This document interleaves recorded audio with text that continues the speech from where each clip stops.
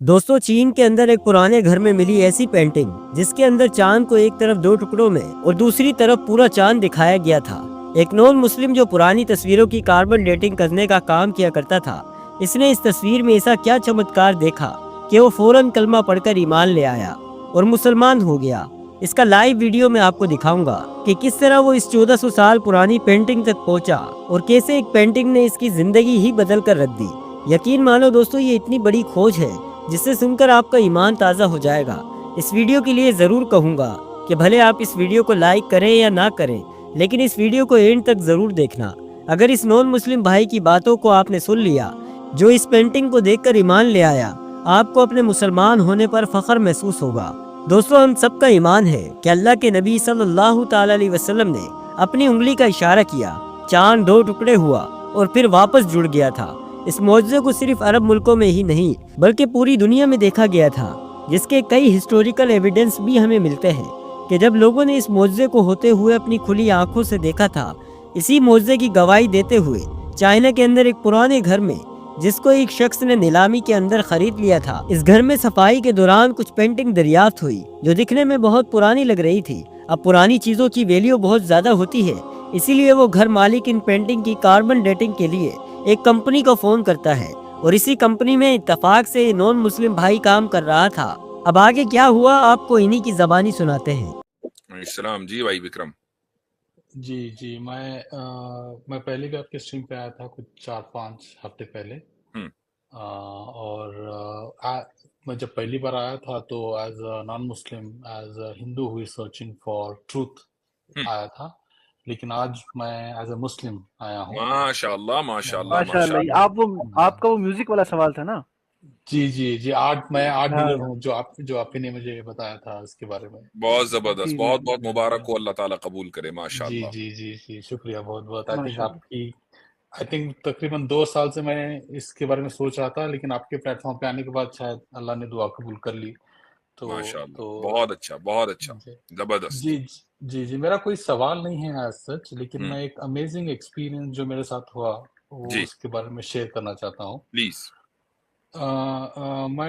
जैसे मैंने आपको बताया था पहली बार, मैं एक आर्ट अप्राइजर हूँ। पुरानी पेंटिंग्स को साइंटिफिकली स्टडी करना, उन पे फोरेंसिक एनालिसिस करना, हम्म। वो पेंटिंग फेक है ओरिजिनल है किस दौर की है, ये सब बताना मेरा मेरा प्रोफेशन है। अभी मैं रिसेंटली एक इंसिडेंट पढ़ रहा था प्रॉफिट मोजेस के बारे में कि फिरौन ने अपने सारे मैजिशियंस को बुलाया और हम्म। मैजिक दिखाने के लिए कहा प्रॉफिट मोजेस के सामने। और जब प्रॉफिट मोजेस ने अपना वो स्टिक जो डाला, वो हम्म। सारा स्नेक्स को निगल गया स्टिक्स। तो जो मैजिशियंस थे सारे वहां पे, उन्होंने इस्लाम कबूल कर लिया। यानी जो अपने फील्ड का एक्सपर्ट होता है उसके सामने जब अल्लाह उसको प्रूफ देते हैं तो वो अनडिनाइबल हो जाता है। तो ऐसे ही मेरे साथ कुछ हुआ। ओके। आपसे बात होने के बाद हम्म। अगले दिन ही मुझे एक सैन फ्रांसिस्को से कॉल आया। हम्म। मैं एरिजोना में रहता हूँ। San okay. फ्रांसिस्को में मेरे एक एक्स कलीग काम करते हैं मॉडर्न आर्ट म्यूजियम में। उन्होंने मुझे बताया कि उनके एक क्लाइंट है, प्राइवेट क्लाइंट है चाइना में, हम्म। जिन्होंने एक पुरानी बिल्डिंग खरीदी है ऑक्शन में। कुछ 150 साल पुरानी बिल्डिंग है वो। चाइना और में। उस बिल्डिंग चाइना हम्म। में और उस बिल्डिंग से कुछ उन्हें 40 पेंटिंग मिली हैं पुरानी, और वो हम्म। उसका इवेल्युएशन करवाना चाहते हैं। अच्छा। तो क्योंकि ये काम बहुत बड़ा है, वो मुझे अपने साथ ले जाना चाहते हैं इस काम को करने के लिए चाइना। तो हमने, और एक हमारे फ्रेंड है न्यूयॉर्क में सोहो म्यूजियम में काम करते हैं, तो उनको भी हमने साथ में लिया। तो हम 3 लोग तकरीबन 4-5, अब से बात होने के कुछ 2-3 दिन बाद हम सब चाइना गए इस काम को करने के लिए। हम्म। तो वहाँ हम गए तो हम वहाँ देखा कि ये जो प्राइवेट क्लाइंट है, ऑफ कोर्स वो काफी, वो जो जिस तरह का ट्रीटमेंट उन्होंने दिया और जिस हम्म। तरह का अरेंजमेंट उन्होंने किया था ये सब करने के लिए, वो पता चल रहा था कि वो काफी रिच क्लाइंट है ओके। जो इन्होंने ये किया है। तो हमने अपना काम शुरू किया। We started evaluating the paintings. कुछ 300 साल पुराने पेंटिंग्स थी, कुछ 400 साल पुरानी पेंटिंग्स थी, ब्रिटिश एरा की कुछ पेंटिंग्स थी। उस सारे पेंटिंग कलेक्शन में से एक एक पेंटिंग निकली। नो, वो पेंटिंग भी नहीं है, एक वो रफ स्केच है। तो मैं थोड़ा इसके बारे में डिटेल में बताना चाहूंगा कि हम्म। ये रफ स्केच क्या होता था। कि जैसे अभी हम किसी भी मोमेंट को कैप्चर करना चाहते हैं, हमारे लिए अभी बहुत आसान है कि हम फोन निकालते हैं और फोटो कैप्चर करते हैं। पुराने जमाने में ऐसा नहीं हो पाता था। जो स्पेशली आर्टिस्ट हैं, वो जब भी बाहर जाते थे अपने साथ इंक पॉट और एक एक रफ ड्राफ्ट कैरी करते थे, और एक कोई ब्रीफ मोमेंट कैप्चर करना है उन्हें मार्केट प्लेस में, नेचर में, जो बहुत ही ब्रीफ मोमेंट के लिए हो रहा है, तो एक रफ स्केच बनाते थे ब्लैक एंड व्हाइट इसमें। फिर वापस अपने घर जाते थे, स्टूडियो जाते थे, उस पर डिटेल पेंटिंग बनाते थे अपनी मेमोरी से रिकॉल करके। इस तरह पेंटिंग का प्रोसेस हुआ करता था पहले। तो एक एक एक वहां से रफ स्केच निकला जो अच्छी तरह वेल फ्रेम था, रफ स्केच।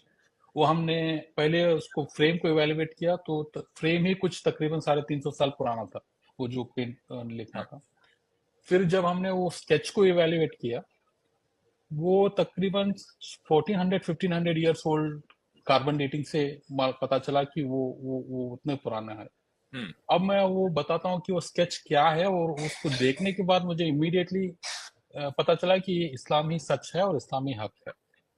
वो स्केच क्या है कि एक सिंपल सा स्केच है, एक झरना है और एक ग्रुप ऑफ एनिमल्स है, शायद टाइगर जैसे लग रहा है कि एक टाइगर की फैमिली है जो पानी पी रही है।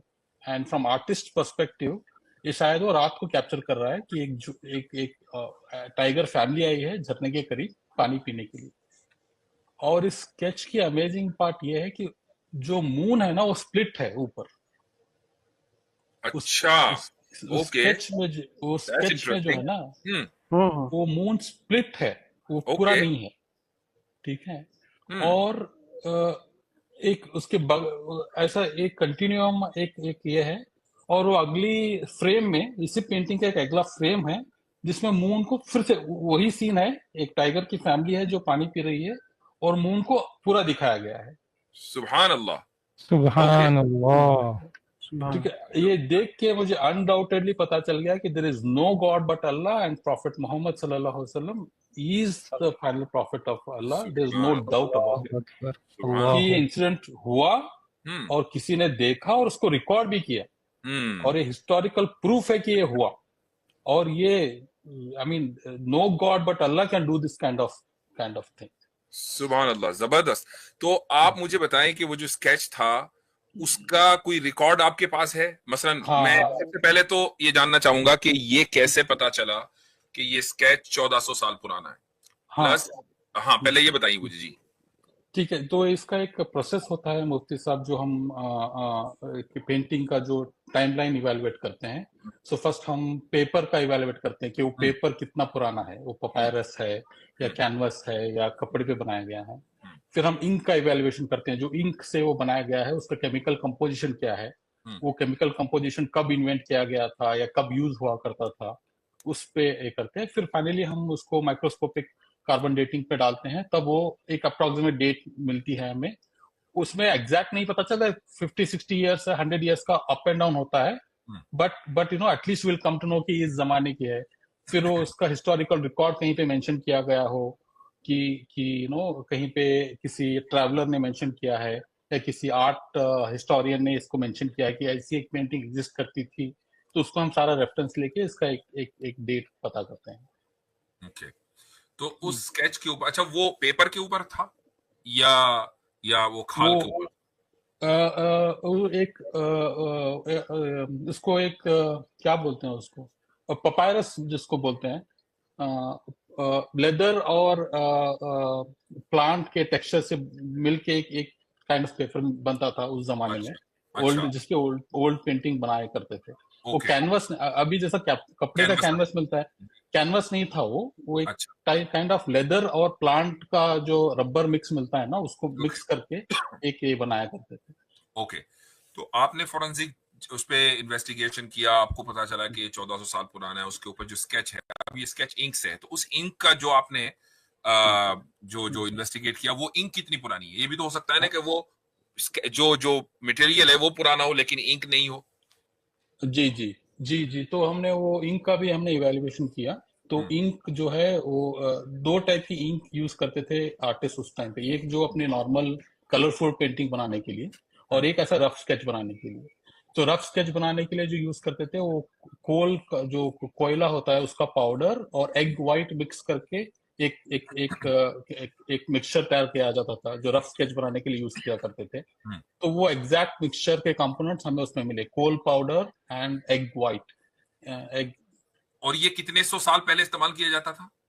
तकरीबन एक काफी I mean even renaissance time से, यानी जो जो उस टाइम से लेके तकरीबन 1700-1800 साल तक ये यूज किया गया। जब तक ऑयल पेंटिंग इन्वेंट नहीं हुई तब तक अच्छा। ये रफ स्केच बनाने के लिए तब तक यही टेक्निक यूज किया जाता था। यानी जिस दौर में मून स्पिलिट का मिरेकल हुआ उस दौर में चाइना में ये सब्सटेंस इंक के तौर पर इस्तेमाल होता था। आर्टिस्ट यूज करते थे रफ बनाने के आर्टिस्ट लिए। यूज करते हाँ, रफ ड्राफ्ट।